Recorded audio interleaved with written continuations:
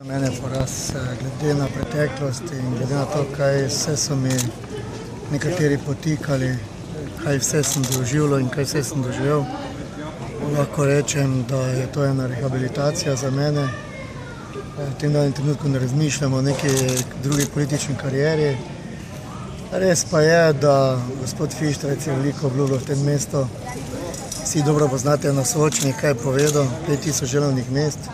Ta številka je od petka 5500 delovnih mest Pohorja in upam, da bo tudi Mariborčani dobili tovarno, tako kot je obljubljal, 5000 delovnih mest. Jaz pa vsekakor glede na nekatere informacije na stanje javnih financ v mestni občini Maribor in nekatere investicije, ki so se tako dogajale v mesto v zadnjem času, lahko napovedujem črne oblake nad Mariborom in veliki primanjkljaj javnih financ v občini. Občina ni malo podjetje, občina je veliko podjetje in za financami je potrebno previdno delati.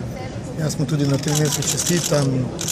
Iskreno si želim, da bo človek, ki bo župan vseh, ne samo tisti, ki so ga volili, in ko bo prestopil ponovno prek občine, da bo delal v korist celega mesta. Kako boste zdaj politično zastopani naprej? Politično mi imamo 4 svetnike, naši bodo delali v mestnem svetu in bodo bdeli nad delom župana in koalicije. Vsekakor pa kar bo pametnega pa dobrega za to mesto bodo podpirali in ne mislimo nagajati, oziroma županova lista nikoli nikdar ni nagajala. A vi nećete se više baviti politikom, ako sam dobro razumjela? Ne, niste me dobro razumeli.